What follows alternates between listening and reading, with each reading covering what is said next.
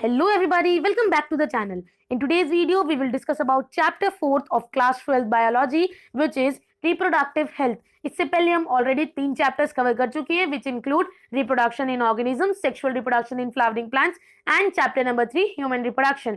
सो अगर आपने वो वीडियोस अब तक नहीं देखी तो डिस्क्रिप्शन बॉक्स में लिंक गिवन है, वहां से जाके आप वो सारे चैप्टर्स पढ़ सकते हैं. गाइस, आज की ये वीडियो बोर्ड्स और नीट दोनों के लिए ही बहुत ज्यादा इंपॉर्टेंट है, बिकॉज हमने एक एक इंफॉर्मेशन को कवर किया है और इस वीडियो में जितनी भी आप इंफॉर्मेशन देखोगे, जितनी भी लाइंस देखोगे, नोट्स देखोगे, वो सभी आपकी एनसीईआरटी से ही लिए गए हैं. सो प्लीज मेक श्योर आप अपनी एनसीईआरटी साथ में रखो. अभी एनसीईआरटी उठा लो अगर नहीं लिए, और उसको अंडरलाइन करना शुरू कर दो. और जिस तरह से मैं नोट्स दिखाऊंगी, जैसे कि देखो ये नोट्स हैं, इन्हें आप ऐसे ही as it is note down करोगे, ताकि नेक्स्ट टाइम जब भी आप प्रिपेयर करो या रिवाइज करो, आपके सामने नोट्स हो, आपको दोबारा अपनी नोटबुक पढ़ने की जरूरत ना पड़े, आपकी बुक पढ़ने की जरूरत ना पड़े, आप सीधा नोट्स से ही रिवाइज करोगे. अगर आप मुझे पूरी तरह फॉलो कर रहे हो तो प्लीज मेरी ये बात मानो, आपको बेनिफिट जरूर मिलेगा. काफी बच्चों को मिला है 360 आउट ऑफ बच्चों के 353 आए हैं, 360 आउट ऑफ बच्चों के 350 आए हैं, 356 आए हैं. तो प्लीज उन्हीं बच्चों की तरह आप अच्छे से प्रिपेयर करो और उनसे भी ज्यादा अच्छे प्रिपेयर करो, ताकि आप 360 आउट ऑफ 360 ला सको और बोर्ड्स में आपको 100 आउट ऑफ 100 जरूर मिलेंगे. Okay, so without wasting any time let us start. अगर आप हमारे चैनल पर न्यू है तो सब्सक्राइब कर दीजिए. अगर वीडियो पसंद आता है तो लाइक और शेयर जरूर करिएगा. बेल नोटिफिकेशन को जरूर दबाइएगा, ताकि नेक्स्ट टाइम जब भी हम वीडियो अपलोड करें आप कोई भी वीडियो मिस ना करें. So what is reproductive health? Reproductive health का मतलब होता है इन टर्म्स ऑफ रिप्रोडक्शन, यानी कि किसी भी तरह के रिप्रोडक्शन एस्पेक्ट्स को अगर हम ध्यान में रखें तो WHO यानी कि एक ऑर्गेनाइजेशन है जिसको हम कहते हैं WHO, उसके अकॉर्डिंग ये माना गया है एक पर्सन जब भी हेल्दी कहलाता है अगर वो फिजिकली भी हेल्दी है, यानी कि फिट है बिल्कुल, इमोशनली भी वो हेल्दी है, एंड बिहेवियर और सोशल वाइज भी वो बिल्कुल हेल्दी है. तीनों ये चीजें बहुत ज्यादा इंपॉर्टेंट है, सोशली, फिजिकली एंड इमोशनली, यानी कि मेंटली, तीनों तरीके से उसको प्रॉपरली फिट होना चाहिए, तभी वो बंदा रिप्रोडक्टिव हेल्थ यानी कि हेल्दी पर्सन इंक्लूड किया जाएगा. ठीक है, नेक्स्ट है objective of reproductive and child health care. ये सब जो ऑर्गेनाइजेशन रखी जाती है, ठीक है, जितने भी प्रोग्राम्स गवर्नमेंट रखती है, जितने भी ऑब्जेक्टिव रखती है रिप्रोडक्टिव हेल्थ के या फिर चाइल्ड हेल्थ के, उनका मेन मोटिव क्या होता है, यानी कि उनके मेन जो चीजें वो करना चाहते हैं, उनके मेन मोटो क्या होते हैं. सबसे पहला होता है ताकि वो अवेयरनेस क्रिएट कर सके अबाउट रिप्रोडक्शन, जिससे रिलेटेड, रिप्रोडक्शन से रिलेटेड जो भी एस्पेक्ट्स होते हैं, यानी कि चाहे वो इनफर्टिलिटी हुआ, चाहे वो प्रीमेच्योर फर्टिलिटी हुआ, ठीक है, या फिर अननेसेसरीली यानी कि अनवांटेड प्रेगनेंसी हो गई, ठीक है, इन सब के अकॉर्डिंग अवेयरनेस क्रिएट करना गवर्नमेंट ने शुरू किया है, और इन्हीं के अंदर रिप्रोडक्टिव ऑब्जेक्ट के अंदर यही सब आता है. देन नेक्स्ट है सेक्स एजुकेशन को इंट्रोड्यूस करना स्कूल्स के अंदर, ताकि बच्चे जो हैं उन्हें राइट इंफॉर्मेशन मिल सके अबाउट सेक्स. ठीक है, बच्चे क्या होते हैं, शर्माते हैं काफी ज्यादा, तो उन्हें पर्टिकुलरली उस टॉपिक के ऊपर नहीं मिल पाती है information. That's why they are very curious to know about these kind of things. अगर उन्हें प्रॉपर राइट एजुकेशन दी जाएगी स्कूल्स में, तो वो इस चीज के बारे में इतने क्यूरियस नहीं होंगे और इन सब चीजों को लेकर इतना ज्यादा हवा नहीं मचाया जाएगा. ओके, नेक्स्ट है awareness of problems due to uncontrolled population growth. हम देख रहे हैं इंडिया जो है उसके अंदर पॉपुलेशन की प्रॉब्लम बहुत ज्यादा है, और ये पॉपुलेशन की प्रॉब्लम बहुत ज्यादा अनकंट्रोल्ड है, इसको कोई कंट्रोल नहीं कर पा रहा है. और इसके अकॉर्डिंग अगर देखा जाए, यही ग्रोथ अगर रही पॉपुलेशन के अंदर, तो बहुत ज्यादा प्रॉब्लम्स आ सकती हैं. उन्हीं प्रॉब्लम्स के ऊपर अवेयरनेस क्रिएट करने के लिए ये कैंप्स लगाए जाते हैं, ये ऑर्गेनाइजेशन बनाई जाती हैं. Social evils like sex abuse, sexual harassment, ठीक है, सेक्स रिलेटेड क्राइम्स, जितने भी क्राइम्स होते हैं जैसे कि रेप हो गया, ये सब क्राइम्स जो होते हैं, ये सब के प्रति अवेयरनेस क्रिएट कर सके, ये इनका मेन मोटो है. नेक्स्ट है amniocentesis. Now what does this mean? A statutory ban. इसका मतलब क्या हुआ, बैन लगा देना किसी भी तरह के जैसे कि सेक्स डिटर्मिनेशन होता है लड़कियों का, कि पेरेंट्स जो होते हैं, जैसे हरियाणा साइड में ये बहुत होता था, बट अब नहीं होता है, मैं पर्टिकुलर किसी सिटी का नाम नहीं लूंगी. ये पूरे इंडिया में होता था कि सेक्स डिटरमाइन करवाया जाता था, और अगर वो लड़की होती थी तो उसे मार दिया जाता था वहीं की वहीं, यूट्रस में ही उसको मार दिया जाता था, तो ये बहुत लड़कियों की पॉपुलेशन कम हो गई थी। सो इसको ओवरकम करने के लिए गवर्नमेंट ने ये क्रिएट किया है कि उन पर बैन लगा दिया गया है। फीटल सेक्स डिटर्मिनेशन टेस्ट एक कहा जाता था, जिसके ऊपर हम क्रोमोसोम को पहचान कर बता देते थे कि कौन सा डेवलपिंग एम्ब्रियो जो है वो फीमेल है या मेल है। तो उसको पूरी तरह बैन किया गया है for sex determination to legally check increasing female foeticide. Massive child immunisation, child की इम्यूनाइजेशन को भी एक तरीके से बैन किया गया है, क्योंकि क्या किया जाता है, डिटरमाइन करके उसको देखा जाता है कि वो बॉय है या गर्ल है। अगर गर्ल होती है तो उसको डिस्ट्रॉय कर दिया जाता है, etcetera are some programmes that merit mention in this connection. Next आता है methods of birth control. Birth control के क्या क्या मेथड हैं? सबसे पहला है नेचुरल मेथड। नेचुरल मेथड का मतलब यहाँ पे क्या है, जिसका मतलब है कोइटस इंटरप्ट्स। जब भी एक जैसे कि इंटरकोर्स हो रहा है, ठीक है, सेक्सुअल कांटेक्ट हो रहा है फीमेल एंड मेल के बीच में, तो उस टाइम पे at the time of ejaculation, ejaculation sperm बाहर निकलने से पहले पेनिस को वजाइना से हटा दिया जाए, तो उस चीज को हम कहेंगे नेचुरल मेथड, कोइटस इंटरप्शन। ठीक है, at the time of coitus penis जो है वजीना से वजाइना से निकाल दिया जाए, उसको हम कहेंगे coitus interruption, natural method of birth control. Okay, then periodic abstinence. Now what does this periodic abstinence means? couples जो होते हैं वो अवॉइड करते हैं सेक्सुअल इंटरकोर्स को at the time of 10th to 17th day of the menstrual cycle. Female के menstrual cycle में 14th day पे ओव्यूलेशन होता है, उस टाइम पर जो फर्टिलिटी के चांसेस होते हैं बहुत ज्यादा होते हैं। सो जो कपल्स होते हैं वो 10 से लेके 17th डे, मेंस्ट्रुअल साइकिल के 10 से 17th डे तक अवॉइड करते हैं क्या, सेक्सुअल कॉन्टैक्ट, ताकि किसी भी तरह की प्रेगनेंसी के चांसेस ना बन सके। Okay, when ovulation could be expected. Okay, तो इसी को हम कहते हैं पीरियोडिक एब्सिस्टेंस। नेक्स्ट है लैक्टेशनल एमनोरिया। लैक्टेशनल एमनोरिया का मतलब ड्यूरिंग इंटेंस लैक्टेशन, इंटेंस जब लैक्टेशन का टाइम होता है उस टाइम पर chance of conception are almost nil. जब मेंस्ट्रुअल साइकिल एंड होती है, ठीक है, यानी कि जब लैक्टेशन पीरियड, जब मिल्क सिक्रीट हो रहा होता है, जब पार्चुरेशन के बिल्कुल बाद, तब बिल्कुल चांसेस नहीं होते उसके प्रेगनेंसी के, बट उसके कुछ टाइम बाद अप टू 6th मंथ तक, पार्चुरेशन के 6th मंथ के बाद तक ये चीज जो है इफेक्टिव रह सकती है। इसको हम कहते हैं लैक्टेशनल एमनोरिया। उसके बाद आते हैं बैरियर मेथड्स। बैरियर मेथड्स में काफी सारे ऐसे मेथड्स हैं जिनसे बर्थ कंट्रोल किया जाता है। बैरियर मेथड्स किस तरह के मेथड होते हैं? In barrier methods of birth control, a barrier is placed between the penis and the vagina during intercourse so that the sperm cannot meet the ovum for fertilization. Barrier method के अंदर penis और vagina के बीच में कुछ ऐसा barrier लगा दिया जाता है कि जो स्पर्म है वो ओवम से ना मिल पाए और फर्टिलाइजेशन ना हो पाए at the time of intercourse. Intercourse के टाइम पे, सेक्सुअल कॉन्टैक्ट के टाइम पे। सबसे पहला मेथड है condom. Now what is this condom? Condom जो है एक रबर लाइक ऑब्जेक्ट आता है जिसको जनरली पेनिस पर लगाकर उसको जो इंटरकोर्स है उसके टाइम पर लगाया जाता है और बर्थ कंट्रोल किया जाता है। Condom protect against pregnancy as well as sexually transmitted diseases. STD जो डिजीजेज होती हैं उनको भी फैलने से बचाता है और प्रेगनेंसी को भी होने से ये रोकता है कॉन्डम। देन इंक्लूडिंग एचआईवी और एड्स। एचआईवी और एड्स जैसी बड़ी सेक्सुअली ट्रांसमिटेड डिजीजेस को भी कॉन्डम की वजह से रोका जाता है। देन आता है हार्मोनल मेथड्स। हार्मोनल मेथड क्या होते हैं? जनरली कॉन्ट्रासेप्टिव पिल्स ले ली जाती हैं, ओरल यानी कि कुछ पिल्स यानी कि दवाइयां ले ली जाती हैं। इनका रिजल्ट क्या होता है? They result in prevention of ovulation. इनकी वजह से ओव्यूलेशन नहीं होता, और जब ओव्यूलेशन ही नहीं हुआ तो स्पर्म अगर पहुंच भी जाएगा तो फर्टिलाइजेशन नहीं हो पाएगी। And disturbs endometrium. जो एंडोमेट्रियम लेयर होती है जो जनरली अपने आप को बरकरार रखती है एट दैट टाइम, ताकि जब भी फर्टिलाइजेशन हो तो फीटस को वो जनरली प्रोटेक्शन दे सके, उस लेयर को झड़ने पर मजबूर कर देती हैं ये पिल्स। ओके, तो ये भी एक तरीके का बर्थ कंट्रोल हुआ। देन नेक्स्ट है intra uterine devices. What are intra uterine devices? IUD. Guys make sure मैं जो भी बोल रही हूँ आप वो राइट डाउन कर रहे हो, और ये जितनी भी मैं शॉर्ट फॉर्म्स बोल रही हूँ या लॉन्ग टर्म्स बोल रही हूँ उनके शॉर्ट फॉर्म्स और लॉन्ग टर्म्स दोनों को ही आप लिख लो, बिकॉज आपको एग्जामिनेशन में दे देते हैं what is IUD, what is STD. Okay, तो इनकी आपको डेफिनेशंस और इनकी आपको फुल फॉर्म्स पता होनी चाहिए। IUD means intra uterine devices. Now what are these intra uterine devices? ये कुछ ऐसी डिवाइसेस होती हैं, कॉन्ट्रासेप्टिव डिवाइसेस होती हैं। कॉन्ट्रासेप्टिव का मतलब क्या होता है? प्रेगनेंसी को रोकने वाली डिवाइसेस। ओके, तो ये कुछ ऐसी डिवाइसेस होती हैं जिनको यूट्रस के अंदर प्लेस कर दिया जाता है यूट्रस के अंदर रख दिया जाता है। और किस तरीके से रखते हैं? Copper T. सबसे पहले आता है कॉपर टी। कॉपर टी एक टी शेप्ड स्ट्रक्चर होता है जो कि इनसाइड यूट्रस के अंदर प्लेस किया जाता है। और क्या रिलीज करता है? वो कॉपर। कॉपर रिलीज करता है to hostile the sperm. Sperm को पास मतलब स्पर्म के साथ कांटेक्ट करने के लिए कॉपर रिलीज करता है, दैट्स व्हाई इसका नाम है कॉपर टी। देन आता है सर्जिकल मेथड। सर्जिकल मेथड में दो परमानेंट मेथड्स होते हैं, एक होता है वैसेक्टोमी, एक होता है ट्यूबेक्टोमी। मेल्स के अंदर वैसेक्टोमी होता है और फीमेल्स के अंदर ट्यूबेक्टोमी।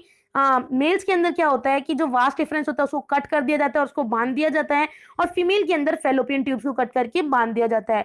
गाइज ये क्वेश्चन पूछा जा चुका है और आगे पूछा जाएगा कि जो वैसेक्टोमी है वो किसके अंदर होती है और क्या होता है उसके अंदर, और ट्यूबेक्टोमी के अंदर कौन से पार्ट को काटा जाता है और किसके अंदर वो होती है।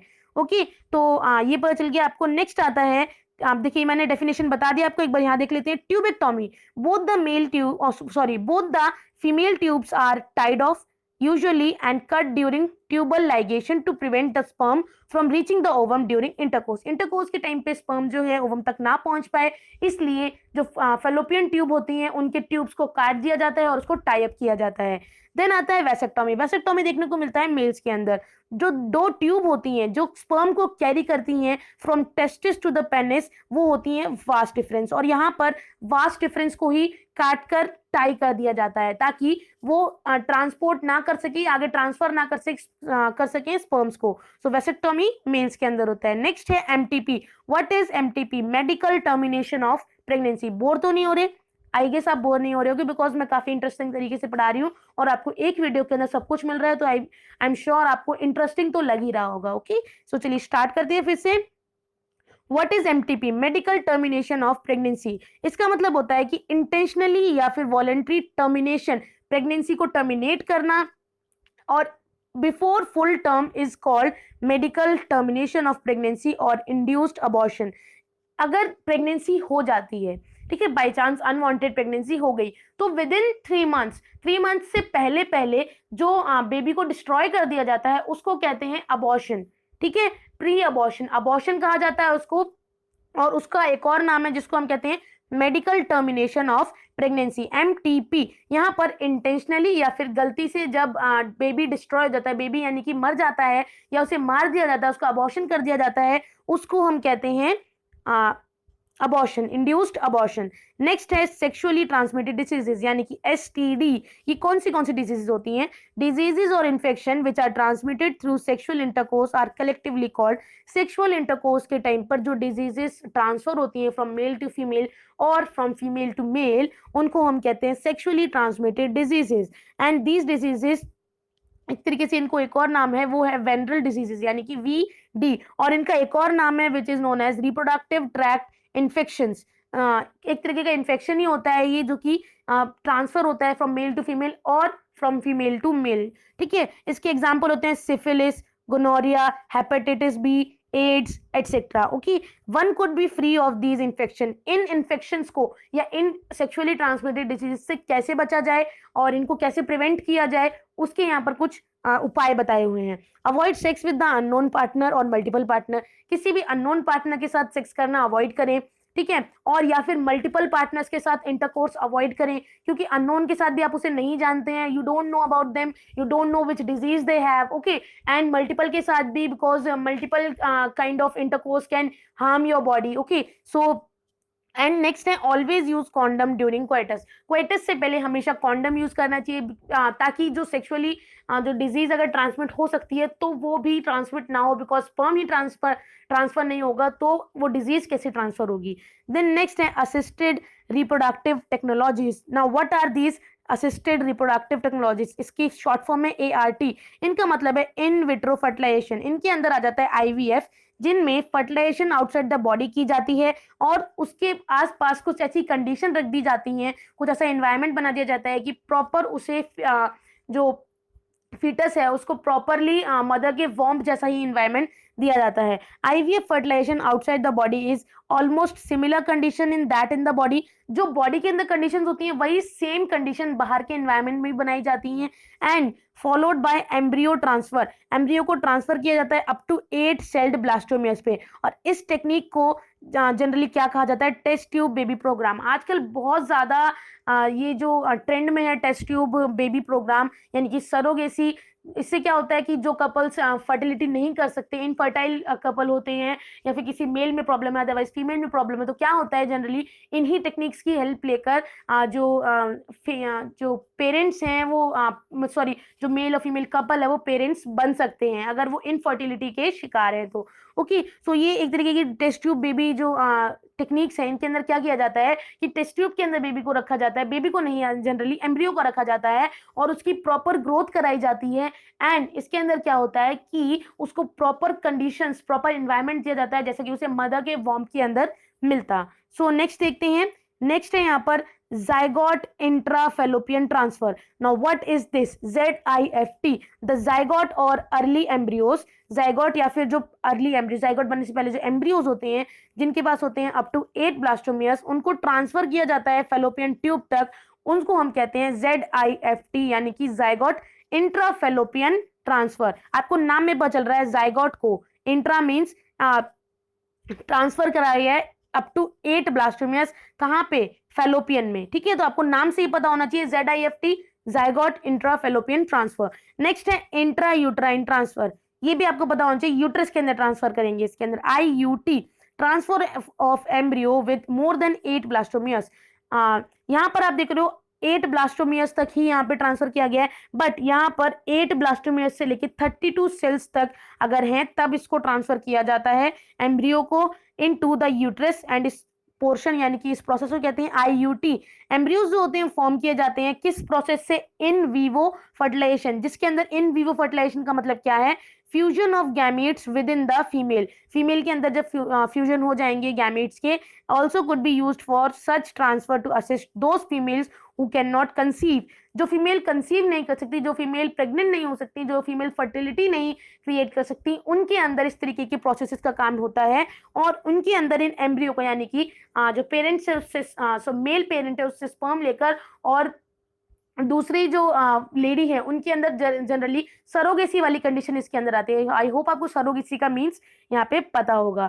सो नेक्स्ट है gamete intrafallopian transfer, GIFT। Guys I am again making you sure कि आप डेफिनेशंस और ये शॉर्ट फॉर्म्स जरूर याद रखें। शॉर्ट फॉर्म आपको देंगे और आपको बोलेंगे इसकी फुल फॉर्म लिखिए, सो आपको वो जरूर याद रखनी है बोर्ड एग्जामिनेशन के लिए तो खासकर। ओके, देन GIFT का मतलब क्या है, यहाँ पर ट्रांसफर किया जाता है ओवम को collected from a donor, donor से जो ओवम कलेक्ट किया गया है उसको ट्रांसफर किया जाएगा फलोपियन ट्यूब में अनदर मदर, जो अनदर फीमेल है उसके फलोपियन ट्यूब में ट्रांसफर कर दिया जाएगा ओवम जो कि डोनर से लिया गया है, who can not produce one, जो नहीं कर सकते थे ओवम को, सॉरी जो फर्टिलिटी नहीं कर सकते थे, प्रेग्नेंट नहीं हो सकते थे, उनसे ओवम लिया जाता है और उसको ट्रांसफर कर दिया जाता है फैलोपियन ट्यूब में दूसरी फीमेल के अंदर जो कंसीव कर सकते हैं। Okay, but can provide suitable environment for fertilisation and further development, जो कि कंसीव नहीं कर सकते बट उस तरह की एनवायरनमेंट को यानी कि उस तरह की फर्टिलाइजेशन के कंडीशंस को प्रोवाइड कर सकते हैं, ऐसी फीमेल्स के अंदर डाल दिया जाता है उस एम्ब्रियो को। देन क्या होता है, फर्टिलाइजेशन ऑक्यर होती है एंड देन बेबी पार्चुरेशन का प्रोसेस होता है। उसके बाद आता है intracytoplasmic sperm injection, ICSI। It is another specialised procedure to form an embryo in the laboratory. Lab के अंदर एम्ब्रियो फॉर्म करने का एक और स्पेशलाइज्ड प्रोसीजर है इंट्रासाइटोप्लाज्मिक स्पर्म इंजेक्शन, जिसमें कि स्पर्म जो है डायरेक्टली इंजेक्ट किया जाता है इनटू द ओवम, ओवम के अंदर डायरेक्टली इंजेक्ट किया जाता है स्पर्म को, उस प्रोसेस को कहते हैं intracytoplasmic sperm injection. I hope आपको इजीली नाम से ही चीजें समझ में आ रही होंगी। Artificial insemination. What is artificial insemination technique? In this technique, the semen collected either from the husband or a healthy donor, या तो husband से अदरवाइज एक healthy donor से semen को collect किया जाता है, is artificially introduced either into the vagina, या तो वजाइना के अंदर इंट्रोड्यूस कर दिया जाता है, उसको इंजेक्ट कर दिया जाता है, अदरवाइज यूट्रस के अंदर। और इस प्रोसेस को हम क्या कहेंगे, intra uterine insemination, okay, of the female. Female की बॉडी के अंदर इसको जनरली इंजेक्ट कर दिया जाएगा सीमेन को लेके डोनर से, और ये प्रोसेस क्या होगा, इंट्रा यूट्राइन इंसेमिनेशन। जनरली पूरे प्रोसेस को हम कहेंगे आर्टिफिशियल इंसेमिनेशन। सो इसी के साथ हमने कवर अप किया है अपना पूरा चैप्टर इन ऑलमोस्ट 20 मिनट्स भी नहीं हुए, 19 मिनट्स के अंदर। सो आई होप आपको अगर ये पूरा चैप्टर इजीली समझ में आया हो, और मेक श्योर कि आपने अंडरलाइन जरूर किया हो। आपकी एनसीईआरटी बुक में एक एक लाइन आपको मिलेगी वहां पर, और प्लीज इन सबके नोट्स बनाइए और अपनी तैयारी में लग जाइए बिल्कुल। और मुझे कमेंट सेक्शन में जरूर बताइए आपको कैसा लगा ये लेक्चर, और ऐसे ही आगे मैं लेक्चर पढ़ाने वाली हूँ, और एनसीईआरटी को भी कवर करूंगी उसी के साथ साथ। और एक आपसे ओपिनियन मांगना है, आपका एक सजेशन मांगना है कि जो मैं पहले कर रही थी एनसीईआरटी और नोट्स मिलाकर पढ़ा रही थी वो पढ़ाऊं, या फिर सिर्फ एनसीईआरटी, या फिर सिर्फ जो आज मैंने पढ़ाया इस तरीके से, बिकॉज इससे चैप्टर जल्दी कवर हो रहे हैं, ऐसा मैंने देखा है, और हमारे पास टाइम भी कम है। सो आई होप आपको ये तरीका पसंद आया होगा। अगर वीडियो पसंद आई हो तो लाइक जरूर कर दीजिए, सब्सक्राइब नहीं किया तो इस तरह का लाल बटन आ रहा होगा, बिल्कुल फ्री है, उसको दबा दीजिए, सब्सक्राइब हो जाएगा। एंड बेल नोटिफिकेशन को दबाना ना भूले, ताकि नेक्स्ट टाइम जब भी वीडियो डालूं आप मिस ना करें, आपको नोटिफिकेशन आ जाए। और शेयर करें जिस भी बच्चे की हेल्प कर सकती है ये वीडियो, ताकि वो बच्चा भी इजीली पढ़ सके, चाहे वो आपका फ्रेंड ही क्यों ना हो। Okay, so bye bye, have a good day, thank you so much.